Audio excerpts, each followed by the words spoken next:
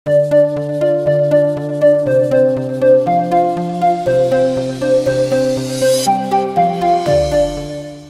দর্শক, আসসালামু আলাইকুম রহমতুল্লাহি ওবারাকাতু। এই মুহূর্তে বিশ্বের যে যেখান থেকে দেখছেন এখন টিভি, স্বাগত জানাচ্ছি আপনাদের প্রত্যেককেই। আমি খালিদ সাইফুল্লাহ বকশী।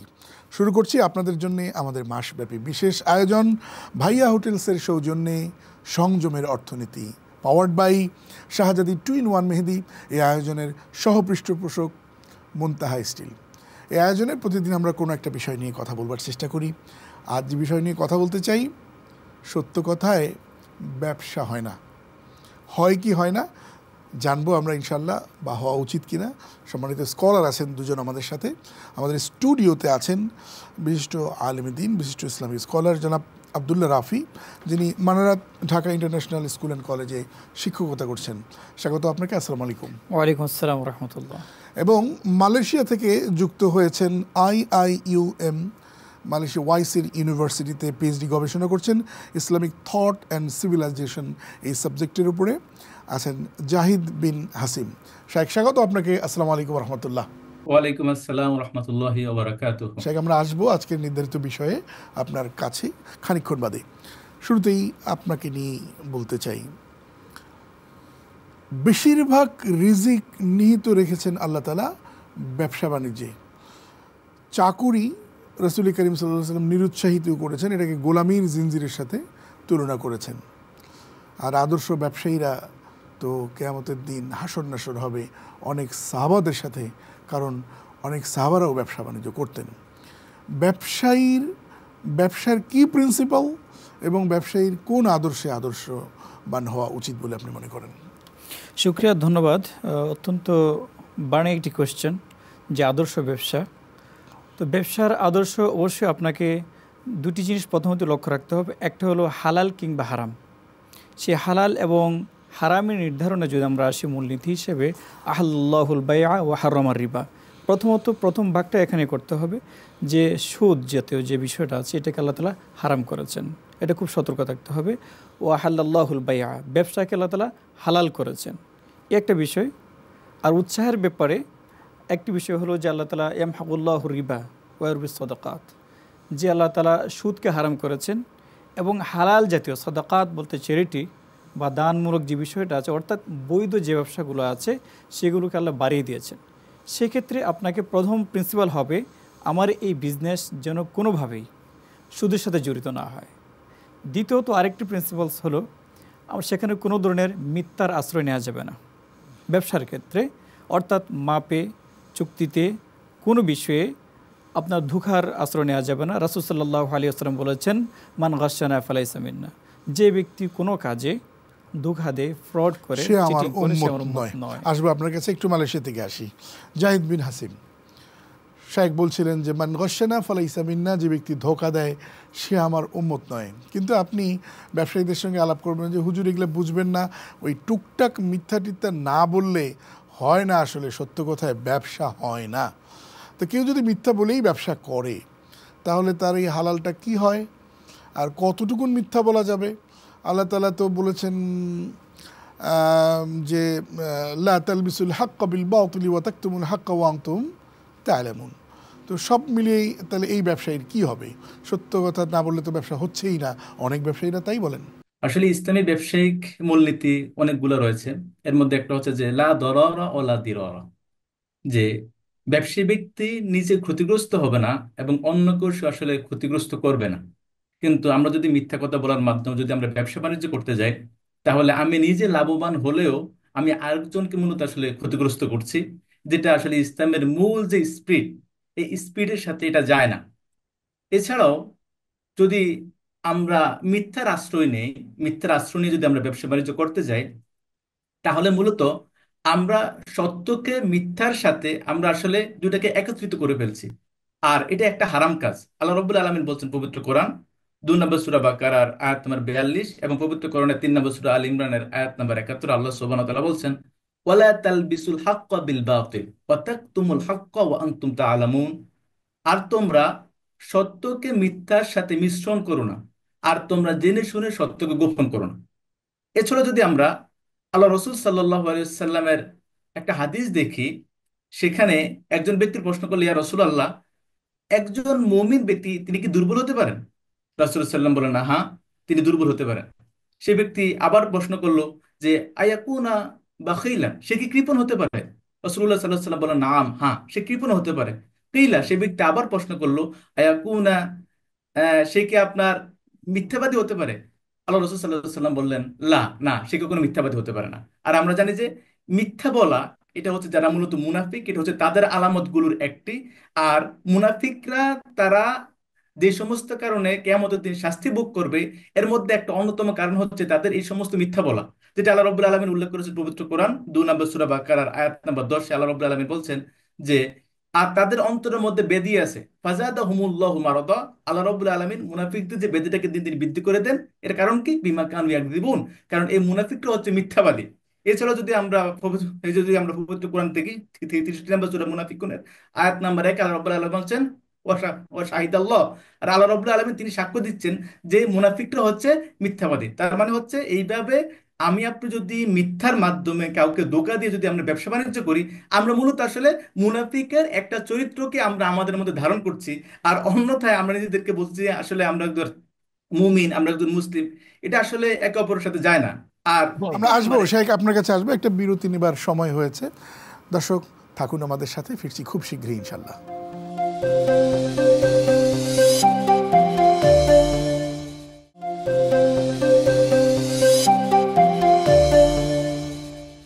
স্বাগত আরেকবার, সাথে থাকবার জন্য অসংখ্য ধন্যবাদ। দর্শক দেখছেন ভাইয়া হোটেলস নিবেদিত সংযমের অর্থনীতি, পাওয়ার্ড বাই শাহজাদি 2-in-1 মেহেদি, এই আয়োজনের সহ পৃষ্ঠপোষক মুনতাহা স্টিল।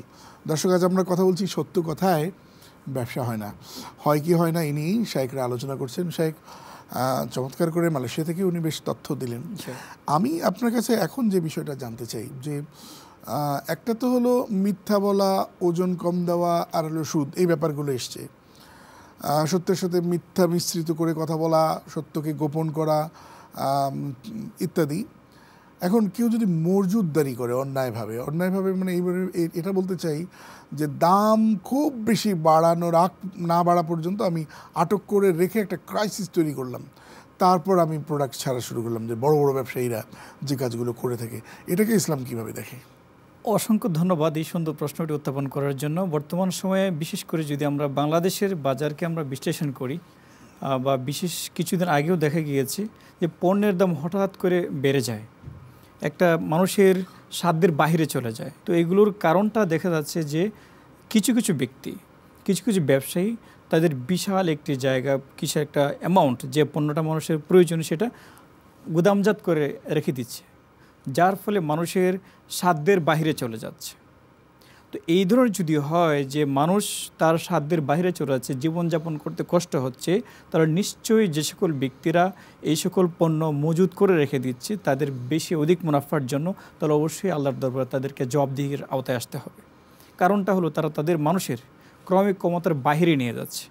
অপরদিকে অনেক সময় যেটা হয়, ব্যবসায়িক পলিসির একটি হলো যে আপনার এই সময় আজকে আমি অনেকগুলো স্টকে রেখে দিলাম, কিনে রেখে দিলাম, আগামী বছরে দেখা যাচ্ছে এটার স্বাভাবিক হারে একটা মাল বৃদ্ধি হয়। সেক্ষেত্রে ব্যবসায়ীর পলিসির একটা এটা হতে পারে, তারা রেখে দিচ্ছেন, হয়তো এরপরে কিছুটা মানে সাধ্যের মধ্যেই দাম বেড়েছে, তারা ব্যবসায়িক করেছেন। আর যে চক্রান্ত করে উদ্দেশ্য প্রণোদিতভাবে সেটা করা যাবে এই না। ধ্বংস করাটা, এটা মানুষের ক্রয় ক্ষমতার সাধ্যের বাইরে নিয়ে যায়, সমাজে বিশৃঙ্খলা হয়, এবং খাদ্য থাকা সত্ত্বেও, আল্লাহর দেয়া রিজিক থাকা সত্ত্বেও মানুষ পাচ্ছে না। এটা মারাত্মক ধরনের একটি অন্যায়। আমরা জাহিদ বিন হাসিমের কাছে আসতে চাই, মালয়েশিয়াতে। জাহিদ বিন হাসিম, আচ্ছা ধরা যে কথার কথা ধরি, আলু একটা সিজনেই তো সেটা হয় শীতকালে, এখন সেটা হিমাগারে রাখা হয়। তো আমরা যদি প্রথম 3 মাসে খেয়ে ফেলি, এত তো খেয়েও ফেলতে পারবো না, সারা বছরই আমাদের আলু লাগে, তো হিমাগারে রাখার প্রয়োজন আছে। আস্তে আস্তে বের হচ্ছে, আস্তে আস্তে সারা বছর জুড়ে আমরা খাচ্ছি। এটাকে কি আমরা মজুদদারি বলবো, বা এই মজুদের কারণে কি অন্যায় হবে কিনা, ইসলাম কি বলে এটাকে? আমরা হজরত ইউসুফ আলাইহিসসালামের আমলেও তো তার একটা ইনিশিয়েটিভের কথাও এটার সঙ্গে মেলাতে পারি। আসলে দেখেন, একটা হচ্ছে আপনার বাজারের মধ্যে কৃত্রিম সংকট তৈরি করার জন্য খাদ্য মজুত করা। মূলত খাদ্য মজুতদার বলতে এটাকেই বোঝানো হয় থাকে ইসলামের মধ্যে। অর্থাৎ আপনি সেখানে এমন একটা পলিসি অবলম্বন করলেন যে পলিসির মাধ্যমে আপনার বাজারের মধ্যে খাদ্যের সরবরাহ কমে গেল, আর অন্য দিক দিয়ে আপনার পণ্যের দাম মানুষের বৃদ্ধি পেল, যাতে করে আপনি এখান থেকে বেশি মুনাফা অর্জন করতে পারেন। এটা ইসলামের মধ্যে হারাম। এই ধরনের কোনো ব্যবসা বাণিজ্যের সুযোগ ইসলামের মধ্যে নেই। আর আরেকটি হচ্ছে যে আপনার যথেষ্ট পণ্য আছে আলহামদুলিল্লাহ, এবং আপনি বাজারে এখন এখন বাজারের চাহিদা অনুযায়ী এখন আপনি সাপ্লাই দিচ্ছেন, আর বাকি যেটা আছে সেটা আপনি পরবর্তী সময়ের জন্য আপনি এটা মজুত করে রাখলেন। আলহামদুলিল্লাহ, এতে কোনো সমস্যা নেই, এতে কোনো সমস্যা নেই। আপনি এখানে হযরত ইউসুফ আলাইহিস সালামের একটা ভূমিকার কথা উল্লেখ করলেন যে তিনি এই কাজটা করেছিলেন। তো সুতরাং এটি ইসলামের মধ্যে বৈধ। কিন্তু আপনি একটা কৃত্রিম সংকট তৈরি করার জন্য, এবং আপনি যাতে বেশি মুনাফা অর্জন করতে পারেন, যদি আপনি এই জন্য এটা করেন, তাহলে অবশ্যই এটি ইসলামের মধ্যে একটা হারাম কাজ। এমনকি আল্লাহ রসুল সাল্লাহ আলাইহি সাল্লাম এটা নিয়ে অনেক কঠোর বার্তা দিয়েছেন। আমরা যদি আল্লাহ রসুল সাল্লাহ সাল্লামের হাদিসের দিকে তাকাই, আল্লাহ রসুল সাল্লাহ আলাইহি সাল্লাম বলেছেন, লা ইয়াহতাকিরু ইল্লা খতিয়ুন, শুধুমাত্র যে সমস্ত ব্যক্তিরা পাপী, এই পাপী ব্যক্তিরা শুধুমাত্র সম্পদ মজুত করে থাকে। আর এছাড়াও আল্লাহ রসুল সাল্লাহ আলাইসাল্লাম তিনি বলেছেন যে যে ব্যক্তি মুসলমানদের উপর দ্রব্যমূল্য বৃদ্ধি করার উদ্দেশ্যে সম্পদ মজুত করবে, সে হচ্ছে মূলত পাপী ব্যক্তি। আর পাপী ব্যক্তি ছাড়া এটা কেউ করতে পারে না। আর এইভাবে যারা সম্পদকে জব্দ করার মাধ্যমে, এইভাবে সম্পদকে মজুত করার মাধ্যমে তারা তাদের আয়, ইনকামকে যারা বৃদ্ধি করতে চায়, মূলত এরা হচ্ছে মূলত অভিশপ্ত ব্যক্তি। আল্লাহ রসুল সাল্লাহ আলাইসাল্লাম তিনি বলেছেন যে আল জালিবু মারজুকুন ওয়াল মুহতাকিরু মালউনুন, পণ্য আমদানিকারক রিজিক প্রাপ্ত, আর যারা এটাকে মজুত করে রাখে তারা হচ্ছে মূলত অভিশপ্ত ব্যক্তি। শাহেক, একটা সম্পর্ক প্রশ্ন করবো, 30 সেকেন্ডে উত্তর দেবেন। যে আমদানি কি করা যাবে না? এক দেশ থেকে আরেক দেশ থেকে অবশ্যই সম্পদ আমদানি করা যাবে, যে জিনিসের আপনাদের অভাব রয়েছে। কারণ আমরা জানি আল্লাহ রসুল সাল্লাহ সাল্লামের সময়ও বিভিন্ন দেশ থেকে অনেক পণ্য আমদানি করা হতো। বিশেষ করে আমরা জানি যে ইয়েমেন, এটা আল্লাহ রসুলের যুগে ওটা অনেক দূরের একটা রাষ্ট্র ছিল, কিন্তু ইয়েমেন থেকে অনেক দামি দামি চাদর এগুলো আমদানি করা হতো, এবং আল্লাহ রসুল সাল্লাহ সাল্লাম তিনি এগুলো ব্যবহার করতেন। তার অর্থ হচ্ছে এখান থেকে আমরা জানতে পারি যে ব্যবসার মধ্যে আপনার যে জিনিসের ঘাটতি রয়েছে, আপনি বাইরের দেশ থেকে এটা আমদানি করতে পারেন, এতে কোনো সমস্যা নেই, আমদানি করা যাবে। অসংখ্য ধন্যবাদ আপনাকে। দর্শক, মানে ইসলামের যে ব্যবসা বাণিজ্যের শিষ্টাচার, একটা শিষ্টাচার আমাকে সাংঘাতিকভাবে মোটিভেট করে, যে একজন ক্রেতা যখন একজন বিক্রেতার কাছ থেকে কেনার উদ্দেশ্যে দরদাম করছে, এমত অবস্থায় আমাদের দেশে একটা কালচার আমরা দেখে থাকি, পেছন দিক থেকে এসে উনি আরেকটা দাম বলে দেন। এটা ইসলামের শিষ্টাচারের সাংঘাতিকভাবে নিষিদ্ধ, হারাম।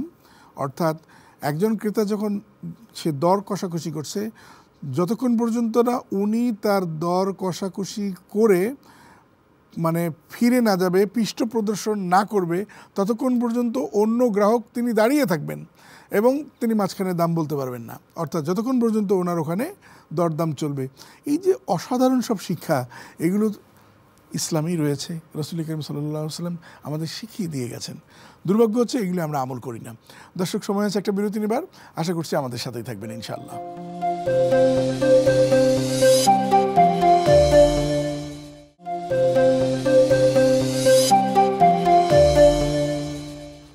স্বাগত আরেকবার, সাথে থাকবার জন্য অসংখ্য ধন্যবাদ।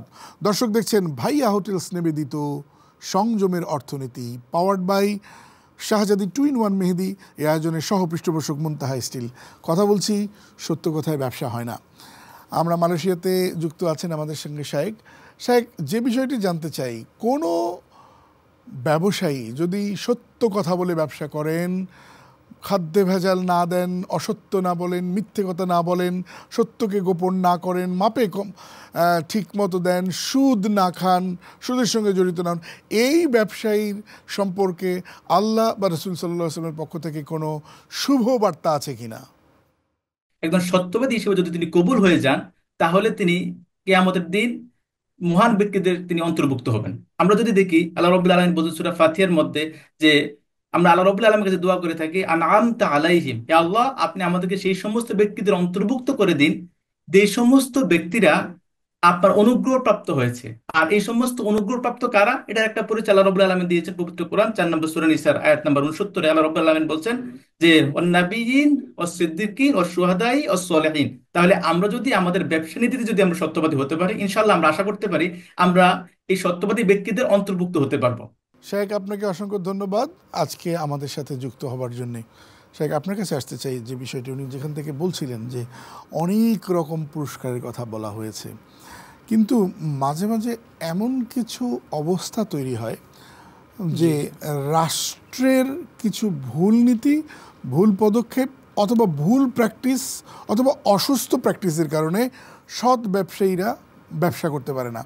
যেমন কেউ যদি আমদানি করবার ক্ষেত্রে তিনি কি করেন যে তার ওজন আছে এখানে 50 টন, তো তিনি লেখাচ্ছেন 25 টন, বাকি 25 টনের যে ট্যাক্স আসে সেই ট্যাক্সটা কী করছে, নানানভাবে একটা ঘুষ ঘাস দেওয়ার একটা কালচার তৈরি হয়। এখন কেউ যদি পুরো ট্যাক্স দিয়ে পুরো ওজন 50 টনের জায়গায় 50 টন লিখিয়ে নিয়ে আসেন, তাহলে কিন্তু তার পোষাচ্ছে না ওই অসৎ ব্যবসায়ীদের কারণে। যিনি সৎ থাকতে চাইছেন তিনি সৎ থাকতে পারছেন না। এখানে তো রাষ্ট্র দায়ী বা রাষ্ট্রের ব্যবস্থাপনা দায়ী। তাদের ব্যাপারে আল্লাহ সুবহানাহু ওয়া তাআলা কি বলেছেন? এ ব্যাপারে যারা রাষ্ট্র, যে কথাটা আগেই বলেছি যে ধোঁকা দেওয়ার বিষয়টা, যে হাদিসটা আগেও বলেছিলাম, সেটা রাষ্ট্র করুক কিংবা ব্যক্তি করুক, যে যেখানে অবদান রাখবে, যেটুকু কাজ করবে তার সেটুকু প্রাপ্য পেতে হবে, পানিশমেন্ট পাবে। এখন রাষ্ট্র যদি দেখা যাচ্ছে যে নিয়ে আসছে, যে ব্যক্তি রাষ্ট্রের কাছ থেকে নিয়ে আসবে, যে কথাটা আপনি মেনশন করলেন যে ট্যাক্সের ব্যাপারটা 25 এবং 27 টন, হুবহু 27 টন দেখে যদি নিয়ে আসে, আরও এই ক্ষেত্রে শুধু এটাই নয়, ব্যবসা বাড়ির ক্ষেত্রে ট্যাক্সের ব্যাপারেও যে ট্যাক্স আসছে এখানে কম দেখানো হয়, এই চুক্তির ক্ষেত্রে কম দেখানো হয়, এক্ষেত্রে অবশ্যই আমাকে হারাম যে কাজ আছে সেখান থেকে বিরত থাকতেই হবে। রাষ্ট্রকে ট্যাক্স ফাঁকি দেওয়া এটা ইসলামের দৃষ্টিতে অপরাধ না? অবশ্যই অপরাধ এবং হারাম। ফি আমওয়ালিহিম হাক্কুল লিসাইল ওয়াল মাহরুম, আল্লাহ তাআলা বলছেন যারা ধনী আছেন, যারা ধনিক শ্রেণী আছেন, রিচ পিপল আছেন, তাদের মালে যারা বঞ্চিত এবং যারা গরিব, যারা বঞ্চিত আছেন তাদেরও একটা পার্ট আছে, এটা তাদেরকে পৌঁছে দিতে হবে। ট্যাক্স ফাঁকি দেওয়া মানে আপনার অন্যান্য সাধারণ মানুষের যে হক আছে সেটাকেও ফাঁকি দেওয়া। ঠিক অপর পক্ষে যে কথাটা আপনি বলছিলেন, রাষ্ট্রর কাছ থেকে আপনাকে কম দেখিয়ে নিয়ে এসে তার মালটা বিক্রি করা, তাহলে তার লাভজনক হয়, অবশ্যই এটা করা যাবে না। আপনাকে যেটা দেয়া আছে এর জন্য যে কাজটা করতে হয় আপনাকে, আমাদের দেশে আসলে রাষ্ট্রটা একটা গুরুত্বপূর্ণ বিষয়। রাষ্ট্রীয় পর্যায়ে ইসলামকে এস্টাবলিশ করা এটা একটা গুরুত্বপূর্ণ, সেই বোধ আল্লাহ তাআলা সকলের দান করুক, সকলে বলি আমিন। দর্শক, শেষ করবো, যাবার আগে যে কথাটি বলতে চাই, আবার আরেকটা দৃষ্টিভঙ্গি আমাদের আছে। এগুলি সবই আমরা জানি করা যাবে না, ট্যাক্স ফাঁকি দেওয়া যাবে না, ওজন কম দিয়ে আনা যাবে না, রাষ্ট্রকে ঠকিয়ে মালামাল আমদানি করা যাবে না, ক্রাইসিস তৈরি করে, মজুতদারি করে ক্রাইসিস তৈরি করে দাম বাড়ানো যাবে না, সবই জানি। জানবার পরেও কি করি, করে যাচ্ছি। একটা দৃষ্টিভঙ্গি এরকম থাকে যে আচ্ছা শেষ বয়সে এসে কামাই টামাই নেই, তারপরে কি করব, দান টান করবো, মসজিদ বানায় দিব, মাদ্রাসা বানায় দেবো, এতিম পালবো, বৃদ্ধাশ্রম বানাবো, ভালো ভালো কাজ করব, শেষ বয়সে গিয়ে হজ টাজ করে তসবি টসবি নিয়ে নেবো, এখন বড় লোকটা হয়ে নেই। তো সেটার কী হবে, এটা নিয়ে তো অনেক কথা বলার দাবি রাখে, সেগুলো হয়তো আমরা অন্য সময় শুনবো ইনশাল্লাহ। তো এতক্ষণ আপনারা ভাইয়া হোটেলসের সৌজন্যে সংযমের অর্থনীতি অনুষ্ঠানটি দেখছিলেন। এই আয়োজনের পাওয়ার্ড বাই স্পন্সর শাহজাদি 2-in-1 মেহেদি, আর এই আয়োজনের সহ পৃষ্ঠপোষক মুনতাহা স্টিল। কাল নতুন পর্বে নতুন অতিথি, নতুন বিষয় নিয়ে আবারও হাজির হচ্ছি। আশা করছি কালও আমাদের সাথেই থাকবেন ইনশাল্লাহ।